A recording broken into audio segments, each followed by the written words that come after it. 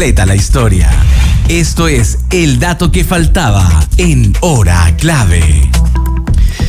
Hemos sido testigos de lo que ha ocurrido con la profanación de la tumba del expresidente Salvador Allende y de otros también mausoleos y distintas tumbas en el cementerio general. El Partido Socialista emitió una declaración pública para manifestar el repudio a la profanación de la tumba del exmandatario. Esto, claro, quedó registrado en varios videos grabados por personas que se iban grabando, además de forma absolutamente insólita y repudiable, deleznable lo que ha ocurrido con estas personas que se grababan haciendo la gracia de profanar las tumbas, obviamente sin respeto a la memoria, no solo de Salvador Allende, sino de otras personas también, y muchas familias que tienen a sus seres queridos ahí en el cementerio general. Estaban patinando sobre varios mausoleos, patinaban mal además, o sea, lo hacían pésimo, eran por todos lados. Mal skater. Claro, además, pues, o sea, da lo mismo, digamos, no es que lo hicieran bien y fuera algo, pero el punto es que... Aunque lo hicieran bien no deberían hacerlo, digamos, pero igual, y el punto es más encima. El punto es el siguiente, claro, además de eso. Y el punto es que no había ningún tipo de cuidado por... Seguridad cero. Claro, seguridad, ahí tiene que haber alguna respuesta también. Hay un cuestionamiento ahí a cómo se está... Uno imagina revaluando la seguridad dentro del mismo cementerio y bueno, no solo en este, sino que en cualquier otro cementerio uno también piensa en sus seres queridos o en uno mismo, en una circunstancia así, bueno, sus restos también, cualquier resto tiene que ser respetado y es sobre todo una instancia de valorar todo aquello, así que la seguridad es súper importante en cualquier de esos recintos. Claro, además en el sector donde está la tumba de Salvador Allende hay también otros detenidos desaparecidos, hay otras víctimas de la dictadura cuyos nombres también aparecen incluso en algunos de estos videos, porque obviamente están todos allí y mientras estas personas iban patinando y haciendo esto, generaban obviamente la indignación de quienes fueron viendo estos videos. Desde el Partido Socialista expresaron su más absoluto y enérgico repudio ante los actos de profanación ocurridos en el cementerio general. Y claramente aquí dice: no podemos permitir que el odio y la ignorancia manchen la memoria de quienes representan nuestra historia y dignidad nacional. No se trata de algo político, se trata de algo de humanidad y de cómo esta profanación marca también un acto vandálico y que no puede ser de ninguna forma aceptado. Lo que faltaba ahora está en tu radar. Seguimos en Hora Clave.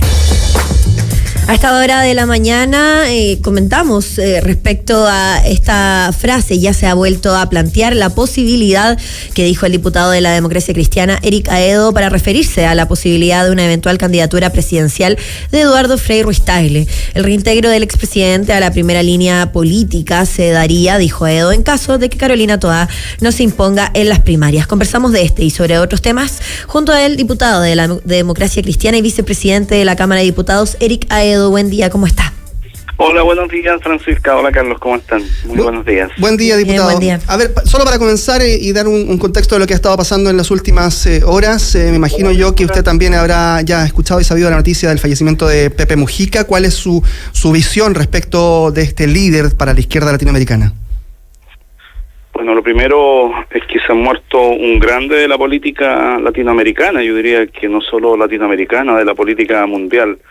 Creo que la historia de Pepe Mujica, del expresidente de Uruguay, es una historia de resiliencia, es una historia que la verdad ilumina el camino de muchos que hacemos política, y lo digo en el sentido de alguien que en su juventud abrazó la vía armada, que fue apresado, que sufrió la tortura, que estuvo años detenido y que luego de ese proceso personal surgió como un hombre renovado que buscó el reencuentro, que encontró que el camino de las armas no era el camino que traía la paz y el desarrollo a su propio país, y ese proceso personal me parece tremendamente interesante para la política actual. No es la vía de la violencia la que resuelve los temas, es la vía del entendimiento, es la vía también de entender que distintos actores en la sociedad juegan un papel diverso y todos esos papeles son válidos. Lo digo en relación a cómo Mujica, por ejemplo, miraba al mundo empresarial, que decía, bueno, son personas que se atreven, que generan riqueza, que obviamente ganan con lo que están haciendo, pero al final del día pagan impuestos y dan trabajo a la gente. Y me parece que esas miradas que a veces uno considera como tan obvias, no son obvias. Hay que crecer y madurar en esas ideas, y en ese sentido creo que Mujica es un ejemplo no solo para la izquierda internacional y chilena, creo que es un ejemplo para muchos de los que hoy día hacemos política y estamos situados en distintas vertientes ideológicas. ¿Qué permanece de Pepe Mujica en la democracia cristiana principalmente? ¿Qué es lo que cree usted? Yo creo que permanece una frase que es del cardenal Silva Enríquez, que es muy fuerte al interior de la democracia cristiana, y el cardenal Silva Enríquez decía que Chile era un país con vocación de entendimiento. Yo creo que eso Mujica lo plasmó, sin ser un creyente, sin ser un católico ni un cristiano, pero él plasmó esa idea. La humanidad y la política tiene que tener vocación de entendimiento, no de enfrentamiento. Yo creo que eso es lo que hoy día además la democracia cristiana necesita con mucha fuerza, poner en práctica esa vocación de entendimiento y menos confrontación. Bien, ahora hablemos de algunos de los temas que han marcado también estas últimas horas, y en este caso aquella frase respecto de la posibilidad de que Eduardo Frei Ruiz-Tagle se presente a las elecciones presidenciales. Usted ha dicho que se ha vuelto a plantear la posibilidad. ¿Lo han hablado con él en la democracia cristiana? ¿Él ya ha manifestado alguna posibilidad? No, algunas personas de la democracia cristiana, no yo, Albornoz, Nicolás Preus, entre otros, tengo entendido que probablemente también Andrés Saldívar ha tenido esas conversaciones. Yo no de manera directa con él, y la verdad te quiero decir, Carlos y Francisca, que cuando a mí me hicieron la pregunta, me la hicieron en esta hipótesis, bueno, ¿qué sucede si finalmente Toano gana la elección primaria?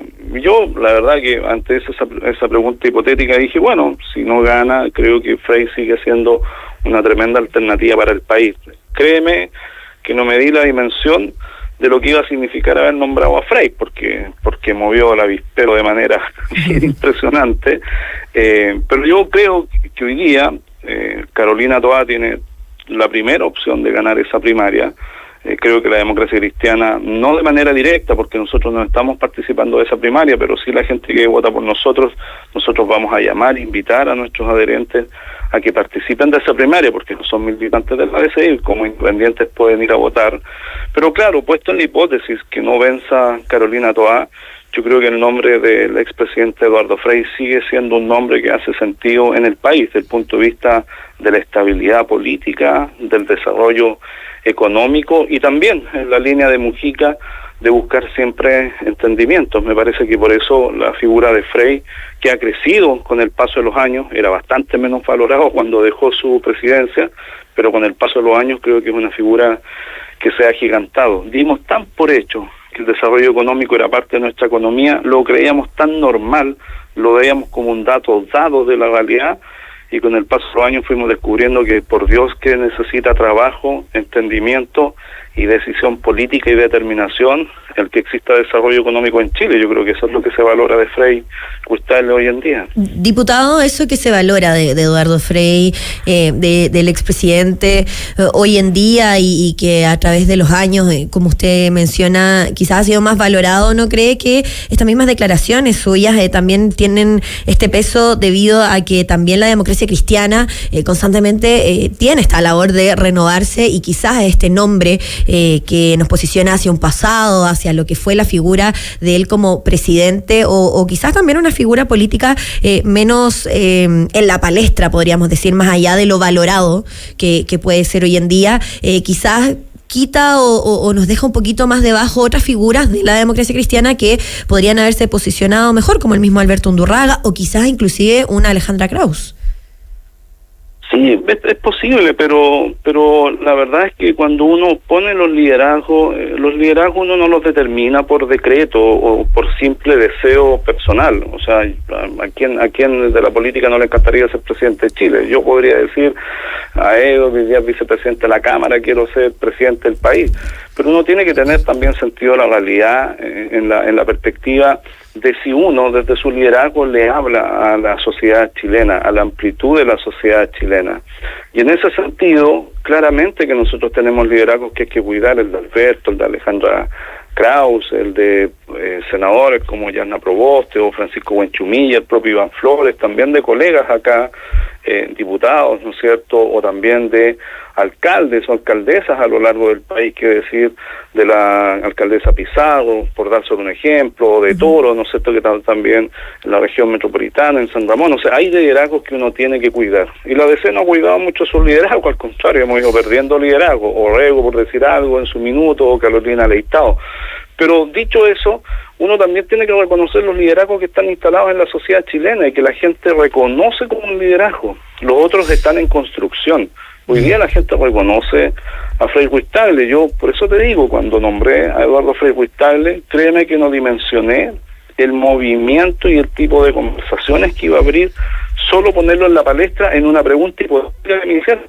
Entonces, quiere decir que más allá de los liderazgos que hoy día existen en la DC, Frei Ruiz-Tagle sigue siendo un liderazgo reconocido hoy día por las personas. Y también lo digo con toda franqueza, más reconocido hoy día que cuando dejó la presidencia de Chile. Y es reconocido hoy día justamente porque el desarrollo económico que obtuvimos, después descubrimos que por Dios que costaba tenerlo. Sí, estamos hablando con el diputado de la Democracia Cristiana, Eric Aedo. Diputado, también hay un punto importante. Usted hace algunas semanas nada más decía que seguir apoyando a Undurraga de alguna forma también decía, no quiero hacer el camino de la eutanasia política. ¿Cuánto influye el momento actual de la Democracia Cristiana respecto a otros partidos y respecto también del apoyo que en algún momento tuvo la Democracia Cristiana y lo que es hoy este partido? ¿Cuánto influye ese momentum en esta mención a Eduardo Frei Ruiz-Tagle respecto a otros liderazgos? O sea, mira, con franqueza, Carlos, la Democracia Cristiana hoy día somos 5 diputados, más 2 independientes que están en nuestro comité, es decir, somos 7 diputados, pero 5 que fuimos elegidos en el marco de la Democracia Cristiana. En el año 90 la Democracia Cristiana eran 42 diputados de 120, o sea, esa es la realidad hoy día y uno tiene que tomar decisiones políticas, obviamente siempre pensando en los ideales, en objetivos de largo plazo, estratégicos, con los pies puestos sobre la... Bueno, es combinación de ideales y de mirada de futuro, con los pies puestos sobre la tierra. La Democracia Cristiana con 5 diputados, si no iba en una lista parlamentaria o no construye una lista parlamentaria con el socialismo democrático, la verdad es que las posibilidades de no elegir ni un parlamentario en las elecciones de noviembre eran muy altas. Y eso había que decirlo con claridad. No creas que todo el mundo me felicite decir las cosas con claridad. No sé, aquí uno también recibe golpes y mazazos, ¿ok? Pero yo por lo menos quiero que tomemos decisiones con los pies bien puestos sobre la tierra. Nunca he dejado de soñar, pero con los pies puestos sobre la tierra. Ir solos, francamente, era desaparecer, era elegir 1 o 2 diputados. Y con 1 o 2 diputados tú no tienes existencia política en el Congreso ni ante la ley. Y yo no quiero ser parte de una bancada o de un grupo político que tomó decisiones erradas que simplemente condenaron a la desaparición de la Democracia Cristiana. Yo por lo menos no me siento con ese rol ni de sepulturero, ni de caminar a la eutanasia política, y por eso lo dije con esa claridad. Decisiones en las que se ha visto en línea con el también diputado y vicepresidente Rivas, al negarse a renunciar a esta vicepresidencia de la Cámara. ¿Cómo ha sido este lineamiento junto al diputado y también cómo permanecen los ánimos dentro de la Cámara respecto a esta decisión de ustedes? No, bien, o sea, la derecha hizo su punto en su minuto, pero, o sea, hoy día la Cámara de Diputados está fuera de Chile, está toda esta semana fuera del país, y por tanto Gaspar Rivas y yo estamos dirigiendo la Cámara de Diputados, y en eso no ha habido ningún problema. Han seguido las tablas y los proyectos discutiéndose. O sea, soy solo un ejemplo muy concreto. Está yo dirigiendo junto al diputado Rivas, y discutimos el día lunes las reglas de uso de la fuerza, un proyecto que, ¿no es cierto?, se postergó durante tanto tiempo, y estábamos nosotros dirigiendo la Cámara, y nosotros dirigiendo la Cámara se aprobó ese proyecto acá. Entonces no hay hoy día una dificultad, y también porque, con sentido de la realidad, la derecha que ganó la presidencia de la Cámara de Diputados la ganó por un voto, pero ese voto con el que ganó no lo tienen para los otros puestos, y por tanto hay una situación de empate, de virtual empate, y por eso nadie se quiere mover, porque si la derecha tuviese la mayoría, entonces, por ejemplo, podría censurar a la mesa, y ahí cae toda la mesa completa, pero sabe que no cuenta con los votos para elegir después a un nuevo presidente, ¿te fijas? Eso es parte también de la realidad política y yo por eso le explico, esto no es solo querer, esto también es tener los votos suficientes para construir una realidad que hoy día la derecha no los tiene en la Cámara de Diputados. Sí, el diputado Eric Aedo, diputado de la Democracia Cristiana, habla con nosotros acá en Hora Clave a esta hora de la mañana. Lo quiero llevar, diputado, a lo que ha estado ocurriendo en los últimos días, especialmente con el caso Procultura y especialmente con Alberto Larraín, porque hay muchísimas historias que se han entretejido respecto de la relevancia que incluso ganó Alberto Larraín en algún momento en la Democracia Cristiana, cuando estuvo detrás de la candidatura incluso de Carolina Goich en el año 2017. Allí estaba con bastante influencia, incluso política, Alberto Larraín. ¿Cuál es la visión que usted tenía de él en ese momento y también cómo ve lo que ha estado pasando en estos últimos días? Una mala visión, por serte muy franco. Una mala visión porque yo siempre he desconfiado, puede ser por mi pasado religioso como jesuita, he desconfiado de las personas que tienen un espíritu mesiánico. Y cuando Larraín estuvo en la DC, creó un grupo que se llamaba Cardumen, yo no sé si ustedes lo recuerdan, que era un grupo que tenía bastantes cosas parecidas a otros sectores políticos, en el que sentían que ellos eran una nueva generación, mucho más pulcra y nueva y renovada que los que estábamos en la DC, que ellos sí eran un faro moral respecto del comportamiento político, el comportamiento ético. Eso era Cardumen en la DC. Y eso generó mucha resistencia, incluido en mí. Yo me incluyo en la resistencia de esas miradas medias mesiánicas, un poco iluminadas. Y yo creo que el tiempo me dio la razón. Pues. O sea, con todo lo que hemos sabido de Procultura, dime cuál es el marco ético en el que se movió Larraín. Pues. Pedidas de favores, probablemente tráfico de influencia, que lo está investigando, ¿no es cierto?, la propia Fiscalía. Probablemente fraude al fisco, digo probablemente porque son delitos que está investigando la Fiscalía y que ella tiene que probar, no los puedo probar yo, no es mi rol, sí. Pero probablemente fraude al fisco, probablemente tráfico de influencia, probablemente cohecho, probablemente financiamiento ilegal de la política. Eso finalmente era este grupo de iluminados que habilitaron y estuvieron en la DC y que se fueron todos de la DC, también hay que decirlo. Entonces, y los vínculos que se hablan, está terminando muy mal. Los vínculos que se hablan respecto al gobernador, al gobernador de la región metropolitana, Claudio Rego. O sea, tienen que investigarlos a fondo.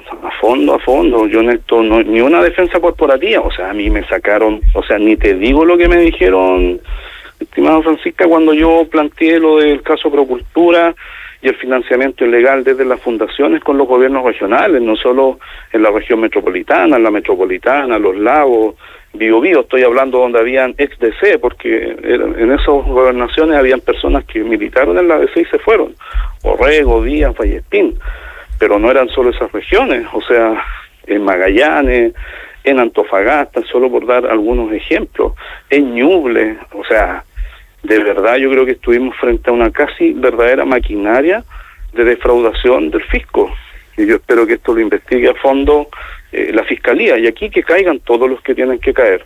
No, yo creo que acá una cosa que la DC en su minuto creo que cometió un error fue hacer defensas de temas que no había que defender, principalmente en temas de corrupción. Ahora, las personas que estamos hablando no son DC hoy día, se fueron, pero creo que la DC en estos casos tiene que hablar con mucha claridad. A la corrupción, llamarla corrupción, y que la Fiscalía y la Justicia investigue desde el punto de vista jurídico, no cierto, y penal, lo que son delitos. Pero la corrupción hay que llamarla corrupción, sí, con toda claridad. Diputado Eric Aedo, queremos agradecerle estos minutos de conversación con Hora Clave. Muchas gracias, diputado. Que esté muy bien, chao, chao. Igualmente, que esté bien, chao, chao. Lo que está en boca de todos, explicado en minutos. Esto es Porque Todos Hablan de...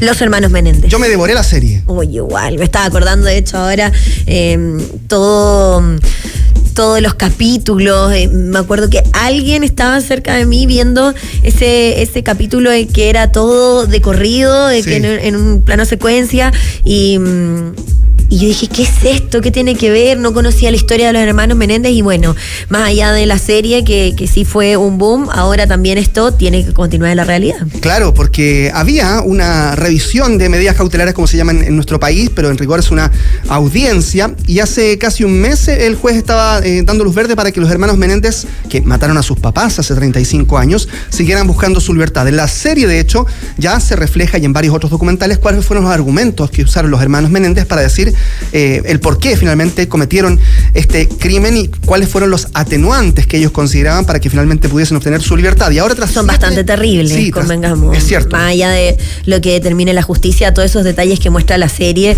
y también el boom que generaron estos hermanos cuando estuvieron en el juicio, un juicio histórico, y las pancartas que habían de muchas fanáticas, por sobre todo, porque se volvieron casi que en unos rockstars. Parte de la cultura pop incluso de Estados Unidos en algún momento. Bueno, después de 7 meses de vistas legales, el magistrado Michael Jessic ha considerado en firme la petición que Lyle y Eric Menéndez le han hecho acerca de una nueva condena y ha decidido dar a los hermanos la oportunidad de tener una nueva sentencia. Y de hecho ya la dio este juez, este magistrado, y les impone una condena de 50 años de cárcel en lugar de la cadena perpetua, y esa condena les da la posibilidad de salir a la calle pronto gracias a una petición de libertad condicional y tras cumplir 35 años en prisión. Claro, llevan 35 años en la cárcel, por lo tanto, si la condena es de 50 años y no de cadena perpetua, ellos pueden optar a la libertad condicional, y eso es probablemente lo que va a ocurrir dentro de los próximos días. Cuando salió la serie se comentaba un vínculo que hay de Kim Kardashian, la reconocida socialité ella a estas alturas, que estaba estudiando Derecho con los hermanos Menéndez, y que ella era una persona que estaba defendiendo muchísimo de que ellos salieran en libertad. Sí. Y se dice que todas las personas como a las que resguarda, por así decirlo, en medio de sus estudios Kim Kardashian, tienen una posibilidad. Así que ese es como un dato obvio, sí, dato rosa, y aparte de todo lo que tiene que ver con la serie, sí. Pero imagínate Kim Kardashian a padrinarlos, por así decirlo, claro, le diera ahí la venia para que en una de esas salieran en libertad. Mediáticamente fue muy potente. Bueno, tras conocer la nueva sentencia, los hermanos han hablado y han expresado su profunda pena por su familia. Cometí un acto atroz contra 2 personas que tenían derecho a vivir, mi madre y mi padre, ha dicho Lyle, y hoy, 35 años después, estoy profundamente avergonzado de quién era. Eric, por su parte, ha dicho que asume plena responsabilidad de lo que hizo.